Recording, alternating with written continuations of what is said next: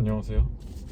그만둔다고 했는데 왜 돌아왔냐고 물으신다면, 마지막 인사를 커뮤니티에 업로드한 뒤에 거기에 굉장히 감동적인 그런 글들이 많이 달렸어요. 그래서 큰 감동을 받았고, 나는 누군가에게 이렇게 힘이 되는 말을 해준 적이 있을까? 이렇게 스스로 좀 반성해보는 그런 시간도 있었고, 대부분 모르실 테지만 더보기란 눌러보시면은 제가 거기 제 메일 주소를 써놨어요. 그 메일로 많은 분들이 그동안 너무 고마웠다고 이렇게 메일을 보내주셨거든요.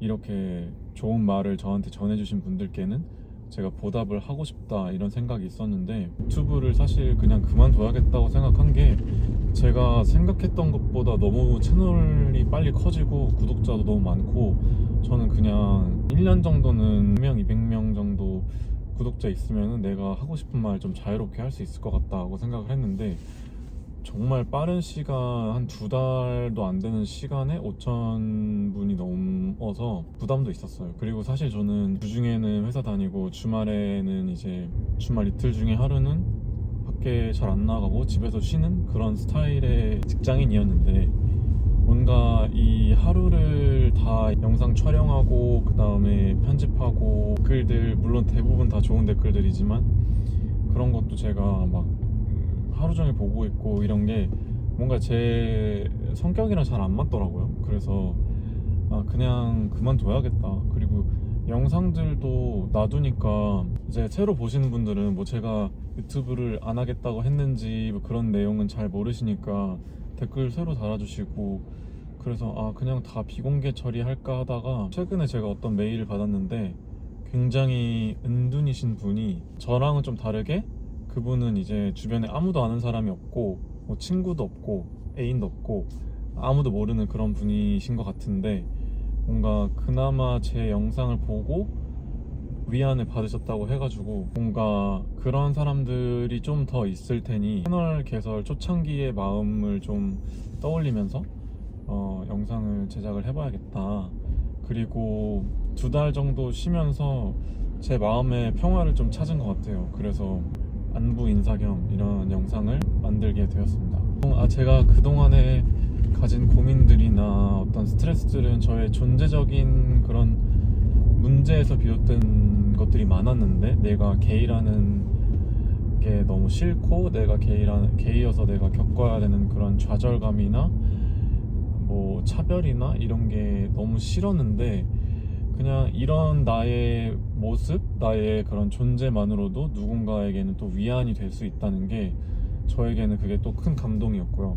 또 그냥 제 영상을 보고 뭐 잘 만들었네 이렇게 생각하실 수도 있는데, 또 넘어서 이렇게 댓글도 달아주시고 메일도 보내주시는 게, 저는 이게 되게 간단한 일은 아닌 걸 잘 알고 있거든요. 왜냐면 시간을 써가지고 누군가에게 그렇게 텍스트로 마음을 전달한다는 거는 저는 쉬운 일이 아니라는 걸 잘 알기에 보답을 하고 싶었습니다.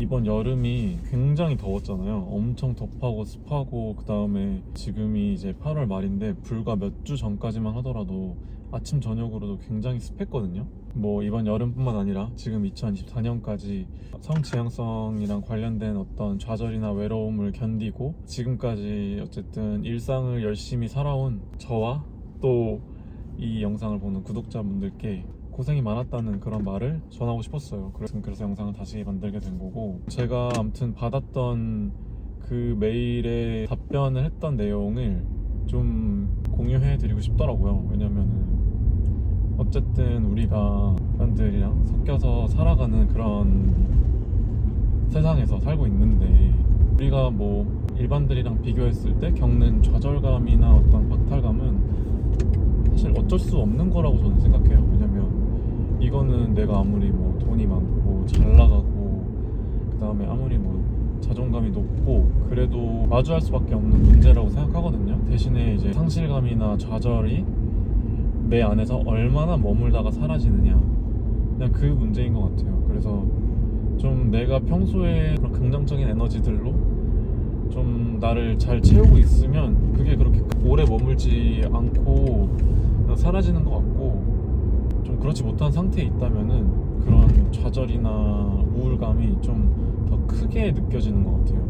추상적인 말일 수도 있는데, 평소에 뭔가 나 스스로를 좀 좋은 에너지도 잘 채워 넣고 있어야 되지 않나 그런 생각을 했고, 내 자신을 사랑할 수 없는 그런 순간이 오더라도 그걸 너무 나의 탓으로 돌리지 않았으면 좋겠어요. 결국에는 나를 제일 많이 사랑해 줄 수 있는 사람은 애인도 아니고 부모님도 아니고 결국에는 나 자신이기 때문에 너무 자책하지 않으셨으면 좋겠고, 사실 제가 저한테 그렇게 고민 사연 메일 같은 게 왔을 때는 사실 어떻게 대답해 드려야 될지 모르겠어요. 왜냐면은 물론 그렇게 메일을 보내주신 분들은 너무 답답한 마음에 하셨을 거라고 저는 이제 생각을 하는데, 내가 과연 누구의 삶에 이렇게 해보세요 저렇게 해보세요 라고 말할 자격이 있나? 아니면 그 정도의 경험을 내가 했나? 그런 생각도 들고, 내가 어떤 상황에서 이렇게 행동했을 때 좋은 결과를 냈다고 해서 상대방이 그런 똑같은 방법을 썼을 때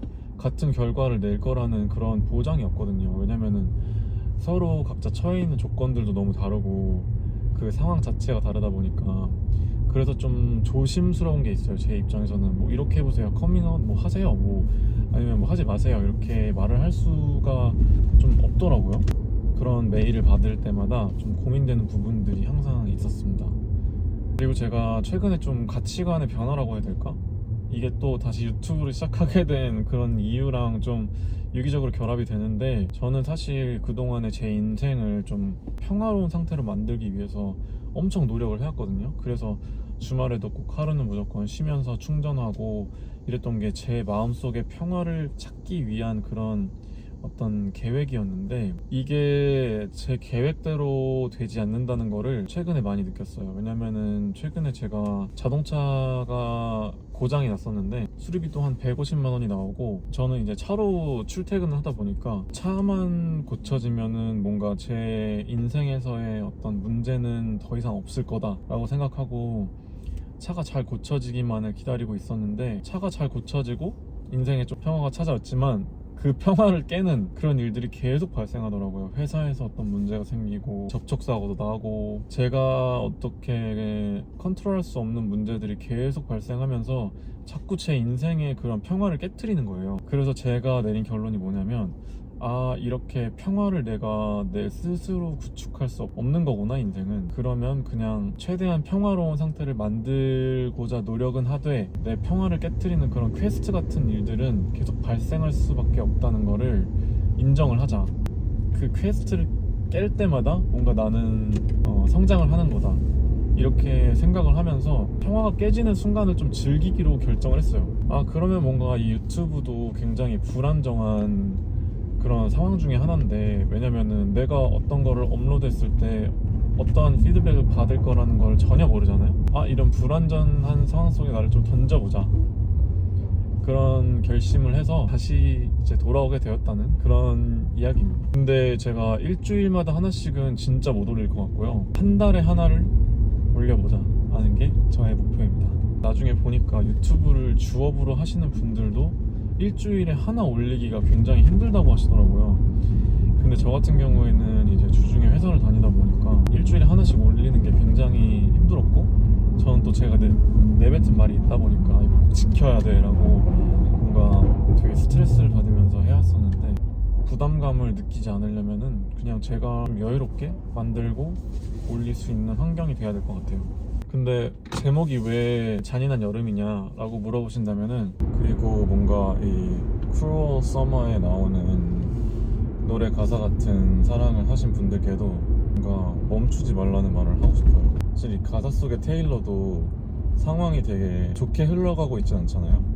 뭔가 어떤 관계에서 내가 원하는 걸 얻지 못했다고 하더라도 사실 내가 그 상황에 진심이었으면 그걸로 된 거라고 생각하거든요.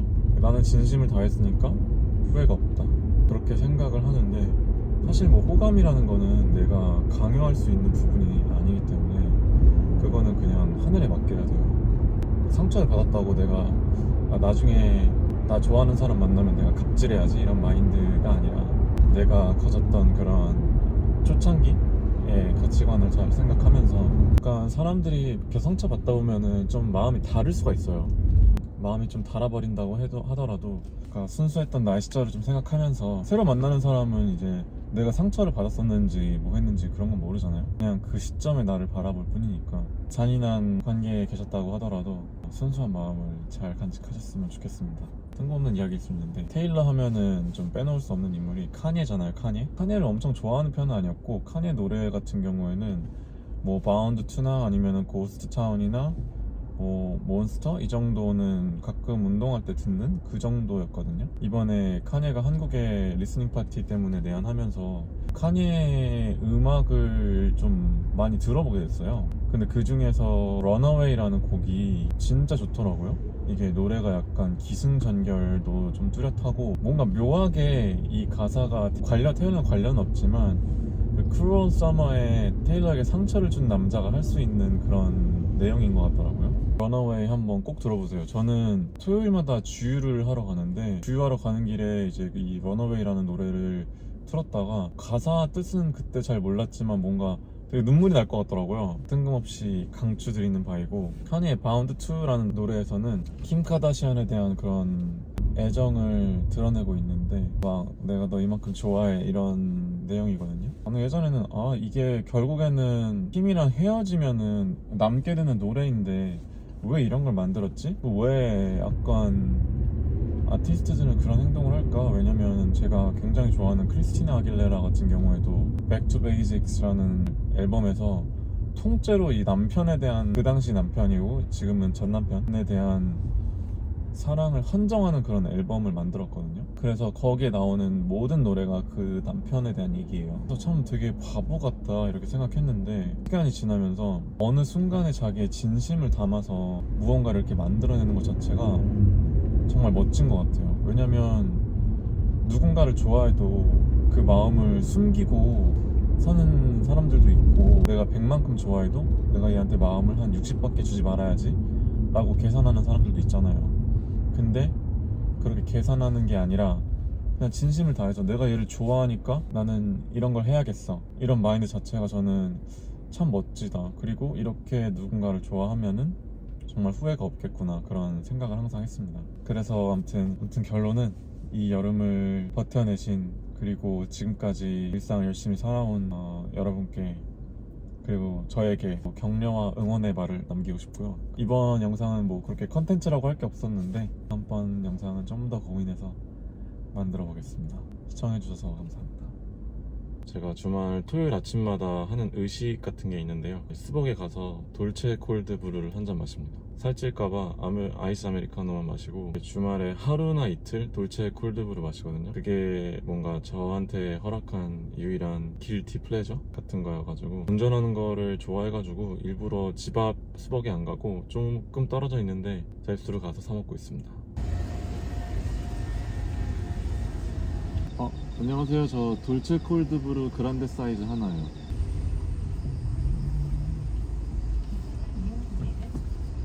돌체 콜드 브루 샀습니다.